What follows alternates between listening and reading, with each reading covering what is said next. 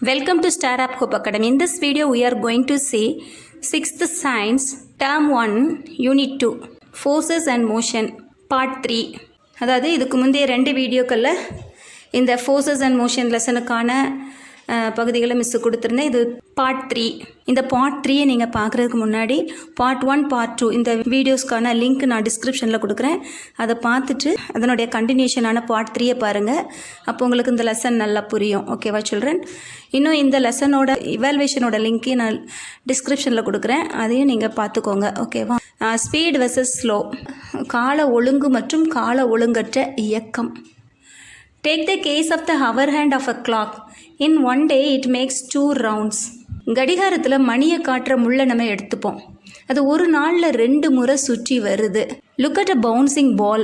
It bounces a certain number of times for a given time interval or period. மேலே எழும்பி வர்ற அந்த பந்தை நம்ம பார்க்கலாம். இப்போ ஒரு பந்தை கீழே போட்டோன்னா அது துள்ளி எழும்பி மேலே வரும் இல்லையா? அதை நம்ம எடுத்துப்போம். அது ஒரு குறிப்பிட்ட கால இடைவெளியில் மீண்டும் மீண்டும் குதித்து எழும்புகிறது. Look at the water waves. In a given period, that's a time interval, a fixed number of waves hit the shore. நீரில் தோன்ற அலைகளை கவனி. குறிப்பிட்ட கால இடைவெளியில் மீண்டும் மீண்டும் அலைகள் கரையில் வந்து மோதுகிறது. Motion repeated in equal intervals of time is called as periodic motion. அதாவது ஒரு குறிப்பிட்ட கால இடைவெளியில் மீண்டும் மீண்டும் நடைபெறுற இந்த இயக்கத்தை தான் கால ஒழுங்கு இயக்கம் அப்படின்னு சொல்கிறோம். Let us take the example of sabbing swing in wind. காற்றில் அசைந்தாடுற கொடியை நம்ம எடுத்துக்கிடுவோம். This motion is not uniform interval. இந்த இயக்கம் வந்து ஒரு குறிப்பிட்ட கால இடைவெளியில் சீராக நடைபெறாது. So such motions are called non-periodic motion. அதனால் இந்த வகையான இயக்கம் வந்து கால ஒழுங்கற்ற இயக்கம் அப்படின்னு அழைக்கப்படுது. Can you notice an interesting fact? Do you notice that all oscillatory motions are periodic, but not all periodic or oscillatory? அதாவது ஆசிலேட்டரினா அலைவுறு இயக்கம், எல்லா ஆசிலேட்டரி இயக்கமும் பீரியாடிக்காக இருக்கும். பட் பீரியாடிக் எல்லாமே not oscillatory. Revolution of the moon around the earth is periodic but not oscillatory. அதாவது பூமியை சுற்றி வர்ற நிலவோட இயக்கம் ஒரு கால ஒழுங்கு இயக்கம், ஆனால் அது ஒரு அலைவு இயக்கம் அல்ல. However, the children playing in a swing is both periodic and oscillatory. ஆனால் ஊஞ்சலில் ஆடிட்டு இருக்கிற ஒரு குழந்தையோட இயக்கம் கால ஒழுங்கு மற்றும் அலைவு இயக்கம் ஆகும். Look at the tall tree. உயரமான மரத்தை பாருங்க. When the wind is gentle, its branches are dancing slowly. காற்று மெதுவாக வீசும்போது அந்த மரத்தோட கிளைகள் மெதுவாக காற்றில் ஆடுது. But if the gentle wind becomes strong, the branches shake violently. ஆனால் காற்று வேகமாக வீசும்போது மரத்தோட கிளைகள் ஆடுற வேகம் அதிகரிக்குது. And if the speed increase further, the branch may even break and fall. அதே காற்று சூறாவளி காற்று மாதிரி பெரிய காற்றாக மாறும்போது மரக்கிளைகள் ஆடுற வேகம் அதிகரித்து அது ஒடிந்து கீழே விழுந்துடும். That is the motion can be slow or fast. இந்த இயக்கம் மெதுவானதாக அல்லது வேகமானதாக இருக்கும். Can we say a motion is slow or fast without comparing anything? இந்த இயக்கத்தினை மெதுவான இயக்கம் வேகமான இயக்கம் அப்படின்னு நம்ம எது கூடயாவது கம்பேர் பண்ணாமல் சொல்ல முடியுமா? Compared to walking, cycling is fast, but a bus is faster than a cycle. நடப்பதை விட சைக்கிளில் போகிறது வேகமாக இருக்கும். ஆனால் அதே சைக்கிளை நம்ம ஒரு பேருந்தோட கம்பேர் பண்ணும்போது பேருந்தோட இயக்கம் வேகமாக இருக்கும். The aeroplane is much faster than a bus. அதே சமயத்தில் பஸ்ஸையும் ஏரோப்ளேனையும் கம்பேர் பண்ணால் ஏரோப்ளேனோட இயக்கம் அதிவேகமாக இருக்கும். So, slow or fast is a relative concept which depends upon the motions we are comparing. So இதனால் வேகமான இயக்கம் மெதுவான இயக்கம் இது ரெண்டுமே ஒன்றுக்கொண்டு தொடர்புடையது. அதாவது நம்ம எந்த பொருளோட இயக்கங்கள் கூட அதை கம்பேர் பண்ணுறோமோ அதை பொறுத்தது. Then, how do we say a body moves in a particular speed? அப்படியானா ஒரு பொருள் எவ்வளோ வேகமாக இயங்குகிறது செல்கிறது அப்படிங்கிறத நம்ம எப்படி சொல்கிறது? Average speed. I have travel 160 kilometre in 2 hours. நான் வந்து 160 கிலோமீட்டர் தொலைவை 2 மணி நேரத்தில் கடந்தேன் அப்படின்னு ஃபஸ்ட்டு இருக்கிற டாக்ஸி டிரைவர் சொல்கிறாரு. Next bus driver, I have travel 200 kilometres in 4 hours. பேருந்து ஓட்டுநர் என்ன சொல்கிறாரு, நான் 200 கிலோமீட்டர் தொலைவை 4 மணி நேரத்தில் கடந்தேன்னு சொல்கிறாரு. Next drug driver, I have travel 300 kilometres in 5 hours.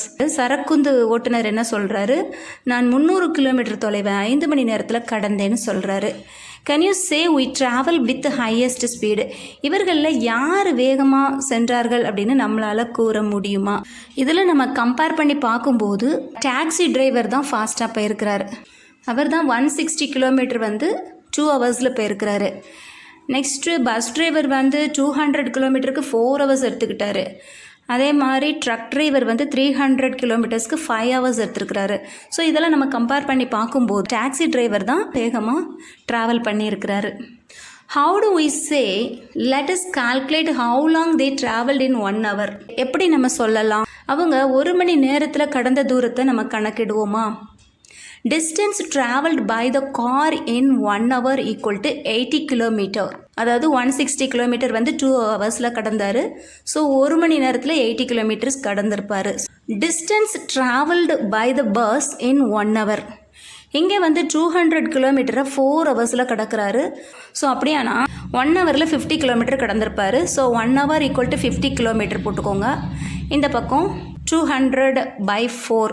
Next distance travelled by the truck in 1 hour. ட்ரக்கில் 300 கிலோமீட்டர்ஸாக 5 ஹவர்ஸில் கடக்கிறாரு.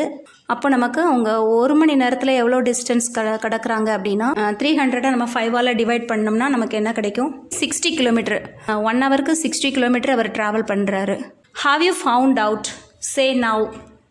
இப்படி பார்த்தோன்னா taxi driver 80 kilometre, bus driver 50 kilometre, drug driver 60 kilometre. இப்போ நம்ம கணக்கிட்டு பார்க்கும்போது டாக்ஸி டிரைவர் தான் அதிவேகத்தில் சென்றிருக்கிறார். ஓகேவா? ஃபாஸ்டஸ் யார்?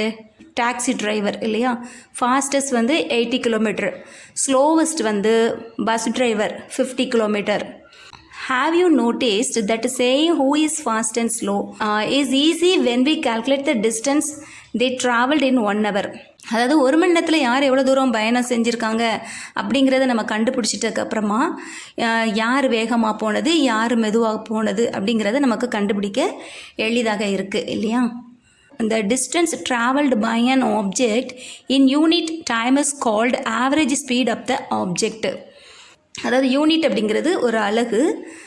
ஒரு அலகு காலத்தில் ஒரு பொருள் கடந்த தூரம்தான் speed, வேகமாகும்.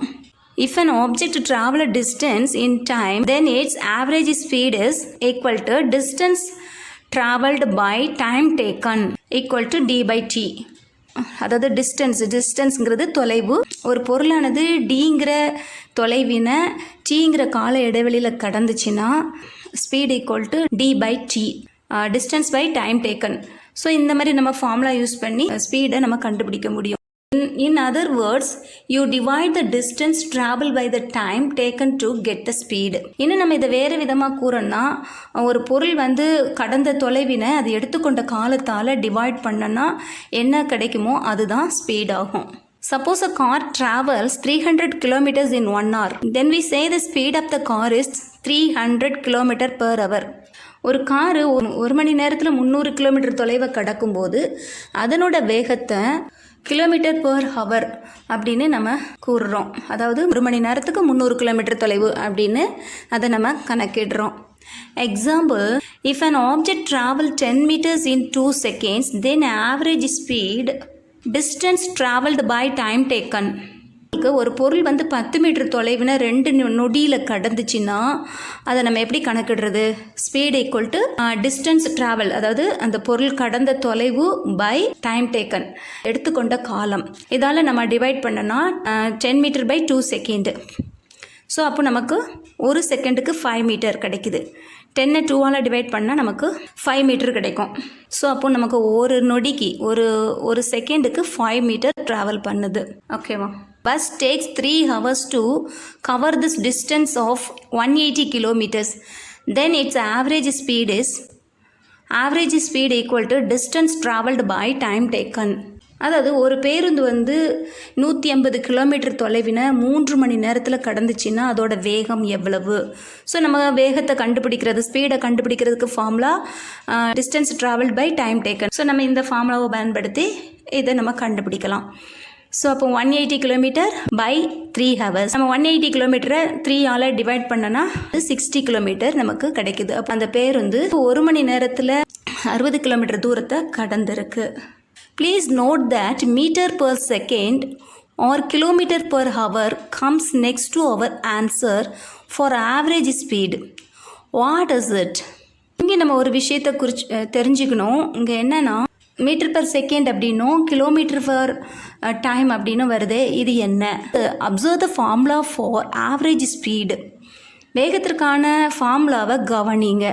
If you denote the distance in metre and time by seconds then the unit of average speed is metre per second. அதாவது இதோட காலத்தை செகண்டில் கணக்கிட்டால் வேகத்தோட அலகு வந்து metre per second. If we denote the distance in kilometer and time in hour, then the unit of average speed is kilometre per hour. கடந்த தொலைவை வந்து நம்ம கிலோமீட்டர்லையும் அதற்கான காலத்தை வந்து மணிலையும் கணக்கிட்டா ஸ்பீடோட யூனிட் வந்து கிலோமீட்டர் பர் ஹவர் அப்படின்னு நம்ம குறிப்பிடணும். Sometimes we use unit like centimetre per second. சில நேரங்களில் நம்ம சென்டிமீட்டர் பர் வினாடி அப்படிங்கிற அலகுகளை பயன்படுத்துகிறோம். In science we generally use SI units. பொதுவாக நம்ம அறிவியலில் எஸ்ஐ அலகுகளை பயன்படுத்துகிறோம். In SI units the unit of distance is metre and the unit of time is second. SI அலகில் வந்து தொலைவினை கணக்கிடுறதுக்கு அதாவது யூனிட் ஆஃப் டிஸ்டன்ஸ் வந்து மீட்டர், அதே மாதிரி த யூனிட் ஆஃப் டைம் வந்து second. So the SI unit of average speed is metre per second. SI அலகில் வேகத்திற்கான அலகு வந்து மீட்டர் பெர் வினாடி அப்படின்னு சொல்கிறோம். Let us calculate. நம்ம கணக்கிடுவோமா? A cat travel 150 metres in 10 seconds. What is it average speed? ஒரு பூனை வந்து 150 மீட்டர் தொலைவினை 10 வினாடியில் கடந்துச்சுன்னா அதோட வேகம் என்ன? இதோட ஃபார்முலா வந்து distance travelled by time taken நம்ம போட்டுட்டு இதை கணக்கிடலாம். அப்போ டிஸ்டன்ஸ் ட்ராவல் பை டைம் டேக்கனுங்கும் போது ட்ராவல் பண்ணப்பட்ட தொலைவு வந்து 150 metres. 150 metres by 10 seconds. So அப்போது நமக்கு ஆவரேஜ் ஸ்பீடு கிடைக்கும். அதாவது ஒரு செகண்டுக்கு 15 மீட்டர்ஸ் ட்ராவல் பண்ணுது. ஸோ ஆவரேஜ் ஸ்பீடு வந்து ஒரு செகண்டுக்கு 15 மீட்டர்ஸ். ஓகேவா? Second one, Priya ride her bicycle 40 kilometre in 2 hours. Priya வந்து 40 கிலோமீட்டர் தூரத்தை 2 மணி நேரத்தில் கடக்கிறா. What is her average speed? இங்கேயே நம்ம அதே ஃபார்முலா யூஸ் பண்ணிக்கலாம். அதாவது distance travel by time taken. So இங்கே டிஸ்டன்ஸ் ட்ராவல் வந்து 40 கிலோமீட்டர் பை 2 ஹவர்ஸ். ஸோ நம்ம ஸ்பீடு என்னென்னு கால்குலேட் பண்ணோன்னா நமக்கு 20 கிலோமீட்டர்ஸ், 1 மணி நேரத்துக்கு 20 கிலோமீட்டர்ஸ் ட்ராவல் பண்ணுறாங்க. ஓகேவா? அவர் ஸ்பீடு நம்முடைய வேகம். Let us play a small game. Go to the playground with your friends. நம்ம ஒரு சின்ன விளையாட்டு விளையாடலாமா? உங்களோட ஃப்ரெண்ட்ஸ் எல்லாம் கூட்டிக்கிட்டு பிளே கிரவுண்டுக்கு போங்க. Mark 100 metre distance for a race. அதாவது 100 மீட்டர் தூரத்தை நீங்கள் குறிச்சிக்கோங்க. Contact a friendly running race and calculate the time they taken to complete the distance by stop watch. Now fill up the following table. உங்கள் friends எல்லாரையும் நீங்கள் ஓட விட்டு ஒவ்வொருத்தரும் 100 மீட்டர் தூரத்தை எவ்வளோ நேரத்தில் கடக்குறாங்க அப்படின்னு குறித்து வச்சுக்கோங்க. இப்போ இந்த ஒவ்வொருத்தர் ஓடுனதையும் நீங்கள் இந்த கீழே கொடுக்கப்பட்ட அட்டவணையில் போட்டுக்கிட்டே வாங்க. ஸோ இப்போ இந்த அட்டவணையில் நமக்கு என்னெல்லாம் கொடுத்துருக்காங்கன்னா, உங்களோட ஃப்ரெண்ட்ஸ் எத்தனை பேரோ அத்தனை நம்பர் போட்டுக்கோங்க. நேம் ஆஃப் த ஸ்டூடெண்ட்ஸில் 5 ஃப்ரெண்ட்ஸ் நேம் எழுதிக்கோங்க. டிஸ்டன்ஸ் வந்து 100 மீட்டர் இல்லையா? ஸோ எல்லாத்துலேயுமே ஃபுல்லாக 100 மீட்டர் போட்டுக்கோங்க. Next time taken in seconds. எத்தனை செகண்ட்ஸில் 100 மீட்டர் தூரத்தை கடக்குறாங்க அப்படிங்கிறத நீங்கள் குறித்து வச்சுருப்பீங்க இல்லையா? அதை நீங்கள் வரிசையாக இதில் நோட் பண்ணிக்கோங்க. ஃபார் எக்ஸாம்பிளுக்கு முருகேசன் கொடுத்துருக்காங்க பாருங்கள். முருகேசனுங்கிற ஸ்டூடெண்ட் வந்து 100 மீட்டரை 12 செகண்ட்ஸில் கடந்திருக்காங்க. நெக்ஸ்ட் காலம் average speed equal to distance travelled by time taken. இப்போ ஆவரேஜ் ஸ்பீட் எப்படி பார்க்கணும் அப்படின்னா 100 மீட்டர் இல்லையா, அதை நம்ம எத்தனை நிமிஷத்தில் கடந்தாங்களோ அதால் டிவைட் பண்ணணும். 12 செகண்ட்ஸ் 100 மீட்டர் கடக்கிறதுக்கு எடுத்துருக்கிறாரு. அப்போ ஒரு செகண்டில் எத்தனை மீட்டர் கடந்திருப்பார் அப்படின்னா 8.3 மீட்டர் பர் செகண்டு. ஸோ இது போல் மற்றவங்க எத்தனை செகண்ட்ஸில் ஓடுனாங்க அப்படிங்கிறத நீங்கள் குறிச்சிட்டு ஆவரேஜ் ஸ்பீடு பார்த்து எழுதிக்கோங்க. மிஸ்ஸுங்க உங்களுக்கு எக்ஸாம்பிளுக்கு ஒரு சிலது கொடுத்துருக்கேன், நீங்கள் அதை பார்த்து நோட் பண்ணிக்கோங்க. இங்கே ஒரு பிக்சர் கொடுத்துருக்காங்க, என்ன பிக்சர்னு பாருங்கள். இது ஒரு ரன்னிங் ரேஸ் மாதிரி தான் இருக்குது. Usain Bolt crossed 100 metre in 9.58 seconds and made a world record. அதாவது உசைன் போல்ட் அப்படிங்கிறவர் 100 மீட்டர் தூரத்தை 9.58 வினாடியில் கடந்து உலக சாதனை படைச்சிருக்காரு. If you have the hope to run in a speed above that speed then Olympic gold medal is waiting for you. இதை விட வேகமாக உங்களால் ஓட முடியும் அப்படின்னு நீங்கள் நினச்சிங்க அப்படின்னா உங்களுக்காக ஒலிம்பிக்கில் தங்கப்பதக்கம் காத்துக்கிட்டு இருக்கு. To you know, if you know the speed and the time taken by the object travelled, then we can compute how much distance it had travelled. ஒரு பொருள் பயணம் செஞ்ச வேகமும் அந்த அப்பொருள் பயணத்துக்காக எடுத்துக்கொண்ட காலமும் நமக்கு தெரிஞ்சிச்சின்னா அந்த பொருள் எவ்வளோ தொலைவின கடந்திருக்கு அப்படிங்கிறத நம்மளால் கணக்கிட முடியும். அதாவது speed equal to distance traveled by time taken, s equal to d by t அல்லது st equal to d. therefore the distance traveled is speed into time. எவ்வளோ தூரம் கடந்திருக்கு அப்படிங்கிறத கண்டுபிடிக்கிறதுக்கு அதோட ஸ்பீடையும் காலத்தையும் மல்டிப்ளை பண்ணனா நமக்கு ஆன்சர் கிடச்சிடும். if a ship traveled at a speed of 50 km/h and it sailed for 5 hours, how much distance it had traveled? ஒரு கப்பல் மணிக்கு 50 கிலோமீட்டர் வேகத்தில் 5 மணி நேரம் பயணம் செய்தது அப்படின்னா அந்த கப்பல் கடந்த மொத்த தொலைவு எவ்வளவு? நம்ம அதே சேம் ஃபார்முலா தான். ஸோ நமக்கு speed 50 km/h, time taken 5 hours.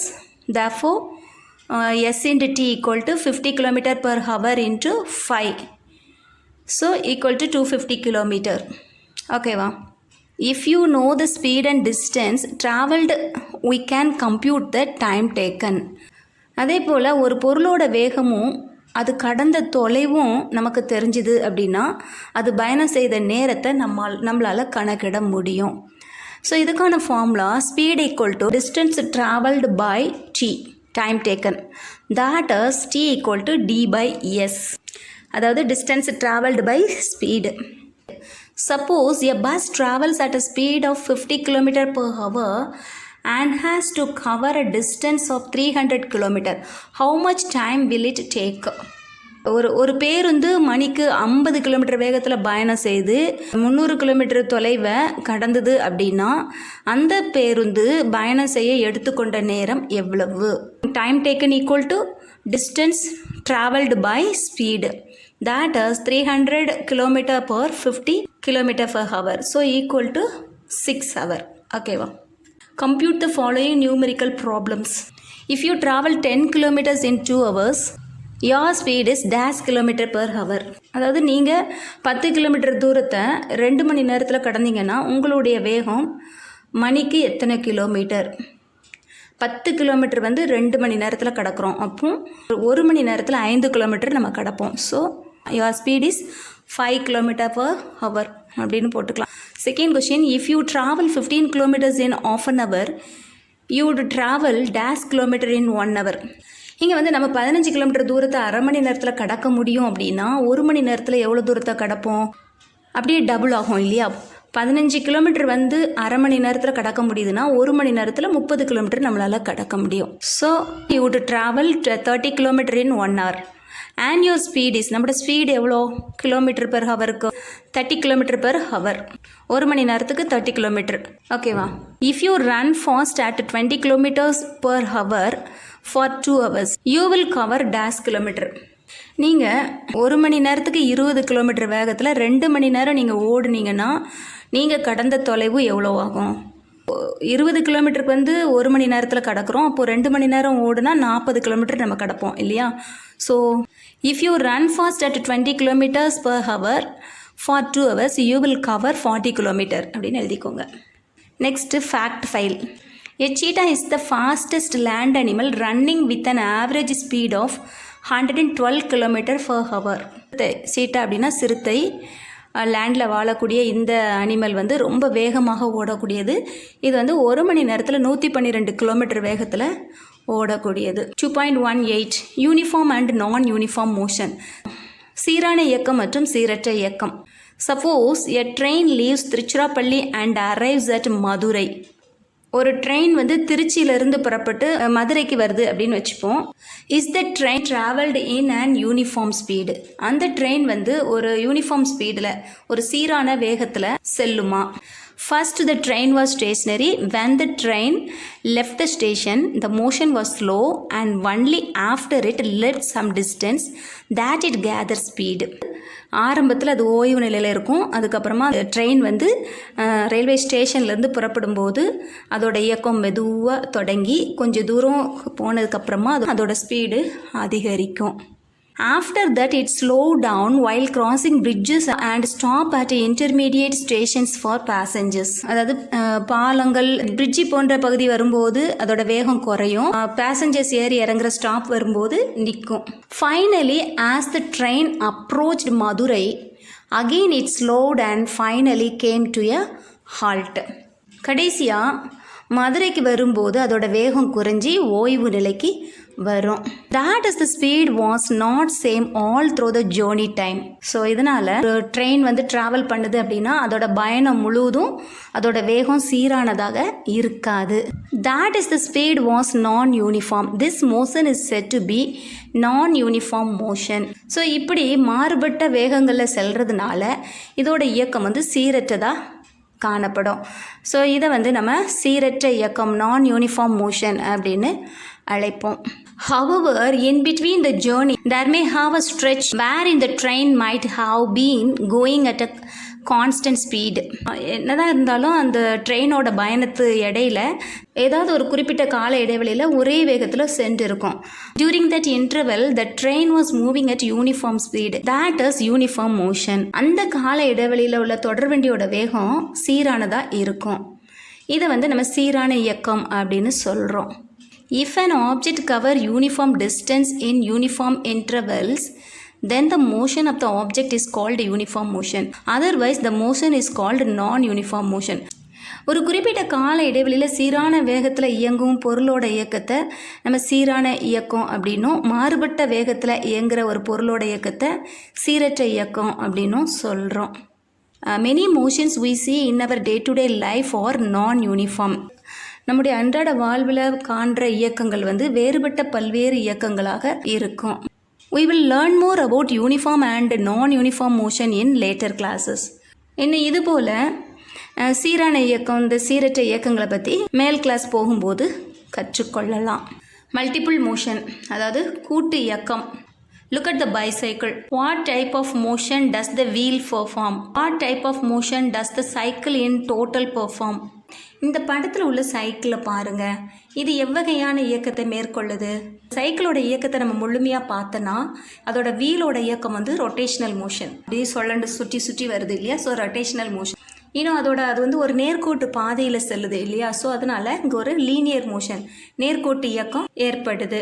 The tires rotate and make a rotatory motion, but the cycle as much moves forward என்ன லீனியர் பாத்து. இந்த மிதிவண்டியோட சக்கரமானது சுழல்றதுனால ஒரு தற்சுழற்சி இயக்கத்தை மேற்கொள்ளுது. அதை தான் நம்ம ரொட்டேட்டரி மோஷன் அப்படின்னு சொல்கிறோம். அது மட்டும் இல்லாமல் இந்த சைக்கிள் வந்து முன்னோக்கி செல்றதால அது ஒரு நேர்கோட்டு இயக்கத்தையும் மேற்கொள்ளுது. ஸோ இதுதான் நம்ம லீனியர் மோஷன் அப்படின்னு சொல்கிறோம். ஓகேவா?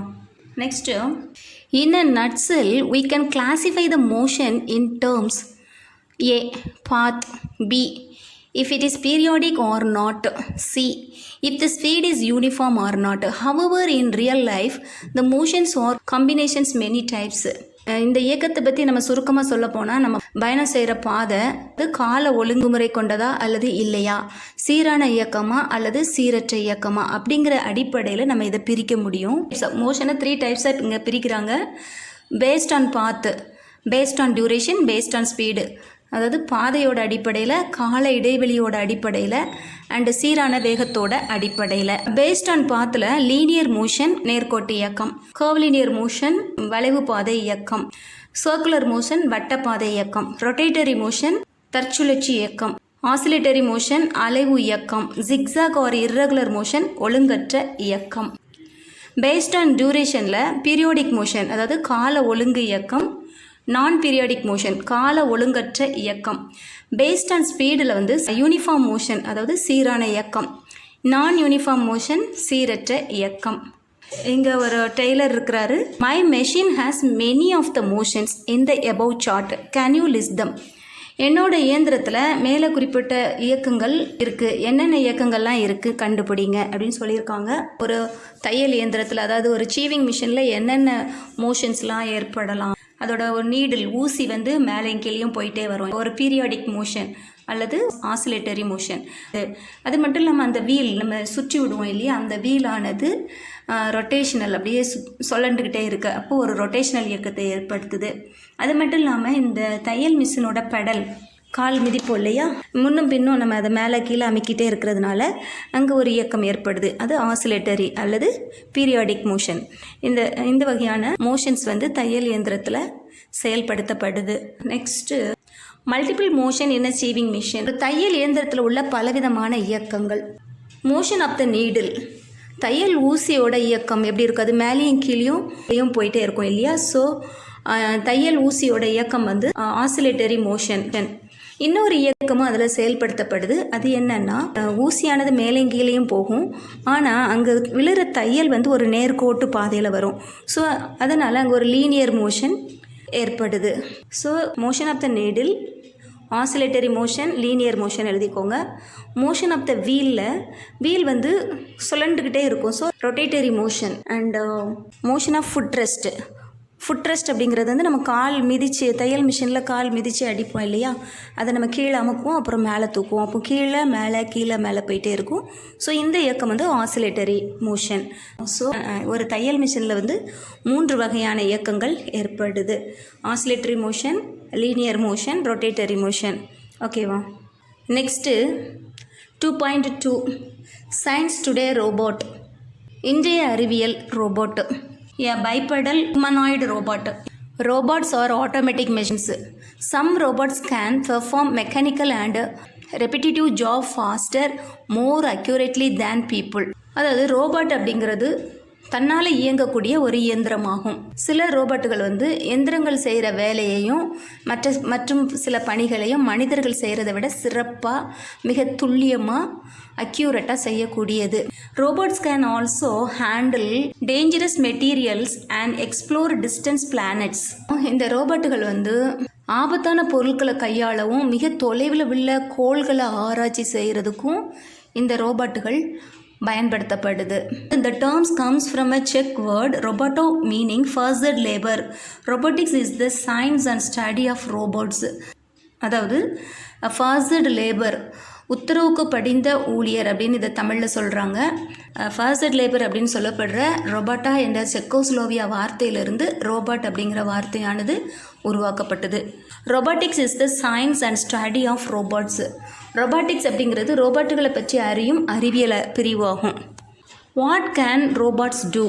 ரோபாட்டுகளால் என்ன செய்ய முடியும்? Robots can sense and respond to their surroundings. ரோபோட்டுகளால் தங்களை சுற்றி இருக்கிறத உணர்றதுக்கும் சுற்றுச்சூழலுக்கு ஏற்ப எதிர்வினை புரியவும் இதால் முடியும். They can handle delicate objects or apply great force. For example, to perform a operation guided by a human surgeon or to assemble a car. இந்த ரோபோட்டுகளால் மிக நுட்பமான பணிகளையும் செய்ய முடியும். அதே வேளையில் அதிக அளவு போஸ் கொடுத்து செய்யக்கூடிய வேலைகளையும் செய்ய முடியும். எக்ஸாம்பிளுக்கு, ஒரு மருத்துவரோட வழிகாட்டுதல் படி கண் அறுவை சிகிச்சையை கூட மேற்கொள்ள முடியும். அது மட்டும் இல்லாமல் இந்த ரோபோட்டால் ஒரு காரை கூட வடிவமைக்க முடியும். With artificial intelligence, robots will also be able to make decision for themselves. அடுத்து artificial intelligence அப்படின்னா செயற்கை நுண்ணறிவு. இந்த செயற்கை நுண்ணறிவை பயன்படுத்தி ரோபோட்டுகள் வந்து என்ன செய்யணும், நெக்ஸ்ட் நம்ம என்ன பண்ணணும் அப்படிங்கிறத, என்ன டெசிஷன் எடுக்கணும் அப்படிங்கிறத கூட அந்த ரோபோட்டுகளால் எடுக்க முடியும். How do robots sense? ரோபோட்டுகளோட உணர்வு திறன் எப்படி செயல்படுது? The quadrupedal military robot. quadrupedal military robot அப்படின்னா இராணுவத்துக்கு பயன்படுத்தக்கூடிய 4 கால்களை உடைய robot. Electronic sensors are robot's eyes and ears Twin video cameras give the robot a 3D view of the world. Electronic sensor அப்படின்னா மின்னணு உணர்விகள். இந்த மின்னணு உணர்விகள் ரோபாட்டுகளோட கண்களாகவும் காதுகளாகவும் செயல்படுது. ட்வின் வீடியோ கேமரான்னு அழைக்கப்படுற ரெட்டை கேமரா அதன் மூலமாக ரோபாட்டுக்கு ஒரு முப்பரிமாண பிம்பத்தை அளிக்குது. Microphones detect sounds. மைக்ரோஃபோன்கள் ஒளியை உணர்றதுக்கு உதவுகிறது. Pressure sensor gives the robot a sense of touch to judge how hard to grip and egg. Pressure sensor அப்படின்னா அழுத்த உணர்விகள். இந்த அழுத்த உணர்விகள் தொடுதலுக்கான நுட்பத்தை அளித்து ஒரு முட்டையை அல்லது ஒரு பாரமான பொருள் ஒன்றை தூக்கும்போது எவ்வாறு பிடிக்கணும் அப்படின்னு உணர்த்துது. Heavy luggage built in computers send and receive information with radio waves. இன்னும் அதோடு இணைக்கப்பட்டுள்ள கணிப்பொறி ரேடியோ அலைகள் பரிமாற்றத்தின் மூலம் செய்திகளை அனுப்புறதுக்கு பெற்றுக்கொள்றதுக்கும் இந்த ரேடியோ அலைகள் உதவுகிறது. Artificial intelligence. ஆர்டிஃபிஷியல் இன்டெலிஜென்ஸ் அப்படின்னா செயற்கை நுண்ணறிவு. Artificial intelligence attempt to create computer programs that think like human brains. இந்த செயற்கை நுண்ணறிவு அப்படிங்கிறது மனித மூளை போன்று சிந்திக்கத்தக்க வகையில் கம்ப்யூட்டரோட செயல்பாடுகளை உருவாக்குவதாகும். Current research has not achieved this, but some computers can be programmed to recognize faces in a crowd. இப்போ கரண்ட் ரிசர்ச்சில் சிந்திக்கக்கூடிய ரோபாட்டுகளை போல செயல்பாடுகளை நம்ம இன்னும் அச்சீவ் பண்ணலை. ஆனாலும் சில கம்ப்யூட்டர்ஸ் கூட்டத்து நடுவில் ஒரு சில முகங்களை அடையாளம் கண்டுகொள்கிற வகையில் வடிவமைக்க முடியும் அப்படின்னு சொல்கிறாங்க. Can robot think. ரோபாட்டுகளால் சிந்திக்க இயலுமா? ஆர்டிகுலேட்டட் வெல்டிங் ரோபாட்ஸ் இண்டஸ்ட்ரியல், அதாவது தொழிற்சாலையில் பயன்படுத்தக்கூடிய ரோபோட். Robot can think. ரோபாட்டுகளால் சிந்திக்க முடியும். They can play complex games such as chess better than human beings. அதாவது இந்த ரோபாட்டுகளால் செஸ் போன்ற மிக சிக்கலான விளையாட்டுகளை கூட மனிதர்களை விட சிறப்பாக விளையாடுகின்றன. But will a robot ever know that it is thinking. ஆனால் ஒரு ரோபோட்டால் சிந்திப்பதை உணர முடியுமா? Humans are conscious. we know we are thinking but we don't know how consciousness work. மனிதர்களுக்கு கான்சியஸ் இருக்குது. அதாவது கான்சியஸ் அப்படின்னா ஒரு உணர்வு நிலை. நம்ம என்ன யோசிக்கிறோம், நம்ம என்ன திங்க் பண்ணுறோம் அப்படிங்கிற ஒரு உணர்வு. மனிதர்களுக்கு அந்த அக உணர்வு நிலை இருக்குது. we know we are thinking. நம்ம என்ன சிந்திக்கிறோம் அப்படிங்கிறத நம்மால் உணர முடியும். But we don't know how consciousness work. ஆனால் அந்த அக உணர்வு நிலை எப்படி இயங்குகிறது அப்படிங்கிறத புரிந்து கொள்ள முடியாது. we don't know if robots can ever be conscious. ரோபோட்டுகள் எப்போவுமே அக உணர்வு நிலையில் இருக்குமா அப்படிங்கிறத நம்மளால் கூற முடியாது. Nano robotics. Future of nano robotics. எதிர்காலத்தில் உள்ள நானோ ரோபோட்டுகள், அதாவது எதிர்காலத்தில் இந்த ரோபோட்டுகளை பயன்படுத்த போகிறாங்க. Nano robots or nanobots are robots scale down to microscopic size in order to put them into very small spaces to perform a function. அதாவது நானோ ரோபோட்டுகள் அப்படிங்கிறது நுண்ணிய ரொம்ப சிக்கலான ரொம்ப சிறிய இடத்துல கூட அதோட பணிகளை செய்கிறதுக்காக உருவாக்கப்பட்ட மிகச்சிறிய ரோபோட்டுகளாகும். Future nanobots could be placed in the bloodstream to perform surgical procedures that are too delicate or too difficult for standard surgery. இன்னும் வருங்காலங்களில் நம்மளால் இரத்த ஓட்டத்தில் நானோபோட்டுகளை செலுத்துறது மூலமாக நடைமுறையில் சாத்தியமில்லாத நுண்ணிய கடினமான அறுவை சிகிச்சைகளை கூட மேற்கொள்ள முடியும். Imagine if a nanobot could target cancer cells and destroy them without touching healthy cells nearby. ஒரு நானோ ரோபோட்டை இரத்த ஓட்டத்தில் செலுத்தி அதன் மூலம் நல்ல செல்களை அழிக்காமல் புற்றுநோயால் பாதிக்கப்பட்ட செல்களை மாத்திரம் அழித்தா எவ்வளோ சிறப்பாக இருக்கும் அப்படின்னு கற்பனை செய்து பார்க்க முடியுதா? Summary. Motion and rest are relative. அதாவது இயக்கம் மற்றும் ஓய்வு ஒன்றுக்கொண்டு சார்புள்ளவை. All things that are at rest can be seen as in motion from a different point of view and all motion can be seen as rest from a different perspective. அதாவது வேறொரு நிலையிலிருந்து நம்ம பார்க்கும்போது ஓய்வு நிலையில் உள்ள அனைத்து பொருட்களும் இயக்க நிலையில் உள்ளது போலும், இயக்க நிலையில் உள்ள பொருட்கள் ஓய்வு நிலையில் உள்ளது போலும் தோன்றும். Application of forces is implemented by a push or pull. Forces can be applied by animate as well as inanimate agency. இந்த புஷ் ஆர் புல் இந்த செயல்கள் மூலம் ஒரு பொருள் மீது விசையானது செலுத்தப்படுகிறது. இந்த விசை வந்து உயிருள்ள மற்றும் உயிரற்ற புற காரணிகளால் செயல்படுத்தப்படலாம். Application of forces result in motion from rest, increase or decrease in speed. அதாவது பொருள் மீது செலுத்தப்படுற விசையானது பொருளை ஓய்வு நிலையிலிருந்து இயக்க நிலைக்கு மாற்றலாம், அல்லது இயங்குகிற பொருளின் வேகத்தையோ அல்லது திசையோ அல்லது ரெண்டையுமே மாற்றலாம். Change in direction and distortion of the shape, பொருளின் வடிவத்தில் கூட மாற்றத்தை ஏற்படுத்தலாம். Some forces act only in contact. There are some which can even affect at a distance. சில விசைகள் தொடு விசைகளாகவும் சில விசைகள் தொடா விசைகளாகவும் செயல்படக்கூடியவை. Average speed equal to distance traveled by time taken. S equal to d/t. சராசரி வேகம் வந்து கடந்த தொலைவு பை எடுத்துக்கொண்ட காலம் அதால் குறிக்கப்படுது. The motion can be classified according to the path, periodic or non-periodic, as well as if the speed is uniform or non-uniform. இயக்கத்தை அதோட பாதையை பொறுத்து கால ஒழுங்கு உடையவை அல்லது கால ஒழுங்கற்றவை அப்படின்னும், வேகத்தை பொறுத்து சீரான இயக்கம் அல்லது சீரற்ற இயக்கம் அப்படின்னும் வகைப்படுத்தலாம். Unit of speed is metre per second. அதாவது வேகத்துக்கான அலகு மீட்டர் பை வினாடி. ஆக்டிவிட்டி 7, சிம்பிள் ஸ்பின்னர், எளிய காற்றாடி. Let us enjoy by making a simple spinner. Make it by the following instruction. அதாவது சில எளிமையான இந்த வழிமுறைகளை பின்பற்றி ஒரு எளிய காற்றாடியை உருவாக்குவோம். Cut a 2 cm long piece from an old ball pen refill and make a hole in its center with a divider point. Figure 1. Figure 1ல் அங்கே காமிச்சிருக்கிறது மாதிரி நம்ம யூஸ் பண்ணிட்டு போடுற பழைய பேனா இருக்கும் இல்லையா, பால் பென் அப்படின்னு சொல்லுவோம் இல்லையா. இப்போ நம்முடைய பழைய பால் பென்னில் இருந்து 2 சென்டிமீட்டர் நீளம் கொண்ட மைக்குழாயை வெட்டி எடுத்துக்கிடணும். அதோட மையத்தில் படத்தில் காமிச்சிருக்கிற மாதிரி துளையிடணும். Take a thin wire of length 9 cm and fold it into a U shape. Figure 2. அதாவது படம் 2ல் காமிச்சிருக்க மாதிரி ஒரு மெல்லிய கம்பியை 9 சென்டிமீட்டர் அளவில் எடுத்து அதனை படத்தில் காட்டியிருக்க மாதிரி யூ ஷேப் வடிவில் வளைத்து கொள்ளணும். Weave the refill spinner in the U shaped wire. அதுக்கப்புறமா தொலையிட்ட மைய குழாயை படம் 3ல் காமிச்சிருக்க மாதிரி யூ வடிவ கம்பியில் சொருகி கொள்ளணும்.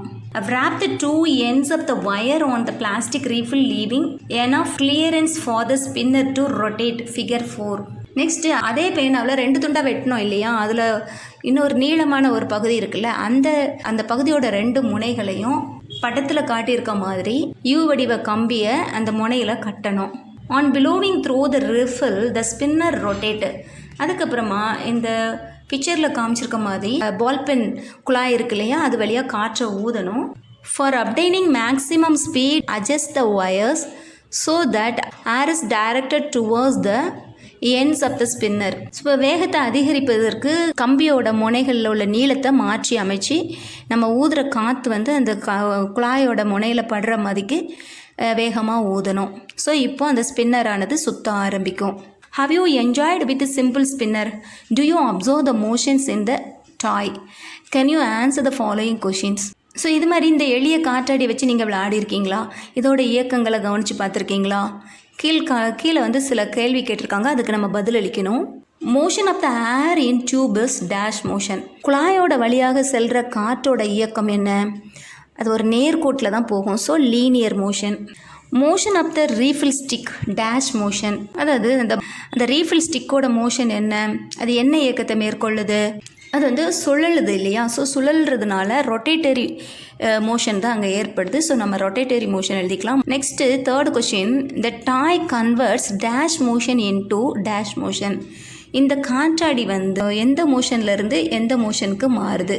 அதாவது ஃபஸ்ட்டு வந்து லீனியர் மோஷன், காற்று வந்து ஒரு நேர்கோட்டு பாதையில் தான் போகுது இல்லையா காற்று, அதுக்கப்புறமா ஒரு சுழற்சியை ஏற்படுத்துது. So linear motion into rotatory motion எழுதிக்கலாம். இதோட இந்த லெசன் பார்ட் 3 முடிவடையுது. இந்த லெசனுக்கான இவாலுவேஷன் வீடியோ லிங்க் மிஸ் டிஸ்கிரிப்ஷனில் கொடுக்குறேன், நீங்கள் அதை பார்த்துக்கோங்க. ஓகேவா சில்ட்ரன்? தேங்க்யூ ஃபார் வாட்சிங். Like, share and subscribe.